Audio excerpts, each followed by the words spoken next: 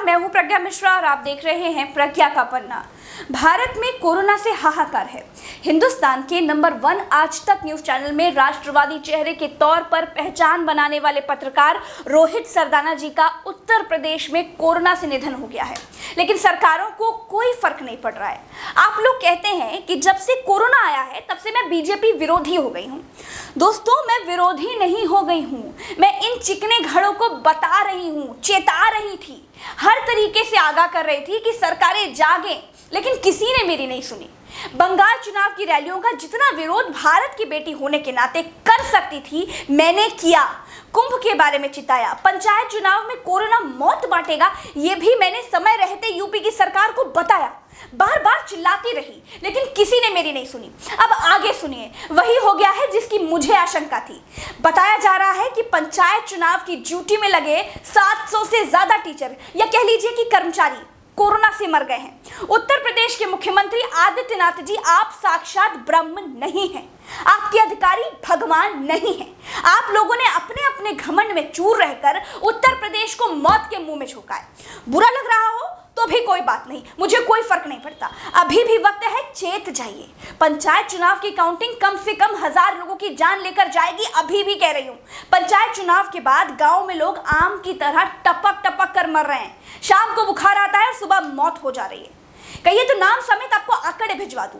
Please आप पंचायत चुनाव की काउंटिंग रोकिए। मैं आप लोगों से कड़े शब्दों में बात कर रही हूं, इसका मतलब ये नहीं है कि मैं आपकी विरोधी हूं। आप अच्छा काम करते हैं, मैं तारीफ करती हूं, लेकिन आप लोग पिछले 2 महीने से पाप कर रहे हैं। मैं उत्तर प्रदेश की भलाई के लिए कह रही हूं सर, 2 मई की काउंटिंग रोकिए, वरना आप जानबूझकर अनर्थ कर बैठेंगे।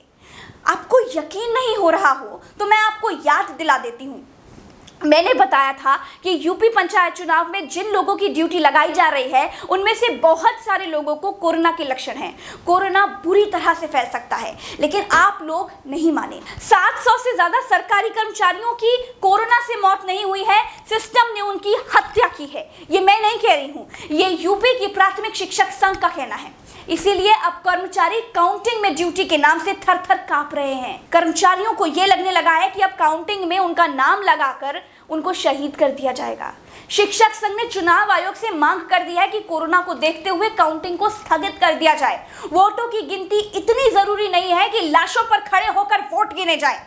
इस समय अगर भगवान की भी सरकार होती तो भी मैं इन फैसलों का विरोध करती। चुनाव के लिए देश को श्मशान घाट तो बना ही दिया है आपने। अब जानबूझकर लोगों को कोरोना के मुंह में मत झोंकिए।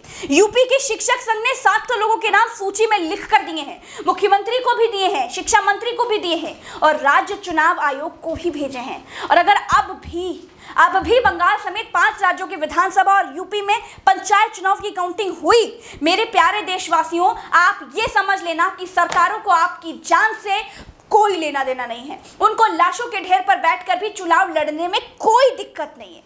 मद्रास हाई कोर्ट ने कहा चुनाव आयोग ने रैली क्यों नहीं रोकी, इसीलिए चुनाव आयोग के अधिकारियों के खिलाफ हत्या का मामला चलाया जाना चाहिए। लेकिन चलाएगा कौन भैया? यूपी में पंचायत चुनाव की ड्यूटी में लगे 700 कर्मचारियों की मौत हुई, यहाँ पर कौन सा मुकदमा होना चाहिए? देश में लगभग 9000 IAS, IPS, 4000 विधायक, 750 लोकसभा राज्यसभा सांसद और 600 के आसपास मंत्री हैं। सुप्रीम कोर्ट के 700 जज ब्रह्मा विष्णु महेश बनकर बैठे हुए हैं, जो कभी भी कुछ भी करवाने की हिम्मत रखते हैं, लेकिन सब मुंह में रसगुल्ला दबाए बैठे, किसी को दिखाई और सुनाई नहीं दे रहा है, किसी को कुछ लेना देना नहीं है। प्रज्ञा मिश्रा के पास देश और प्रदेश को कोरोना से अलर्ट करने का ठेका है। प्रज्ञा मिश्रा को लोगों की जान की चिंता है और उसके बाद देखिए क्या मिलता है ठप्पा, बीजेपी विरोधी होने का। अरे बीजेपी भगवान है क्या? ये 21वीं सदी का आपातकाल है, सरकारें कुछ नहीं कर रही तो आदरणीय कोर्ट महोदय आप लोग कुछ कीजिए। आज हमने अपने बीच से सबसे बड़े साथी एंकर रोहित सरदाना को खो दिया है। रोहित जी इतने बड़े चैनल में थे, राष्ट्रीय राजधानी क्षेत्र में थे, इनके इलाज में तो कोई कमी नहीं हुई होगी, पैसे की भी कोई कमी नहीं होगी, फिर भी हम रोहित सरदाना जी को नहीं बचा पाए। आम आदमी को अस्पताल का बेड तो छोड़ दीजिए साहब, ऑक्सीजन सिलेंडर तक नहीं मिल रहा है। अब देश सड़कों पर गिरी हुई लाशें देखने का इंतजार कर रहा है क्या?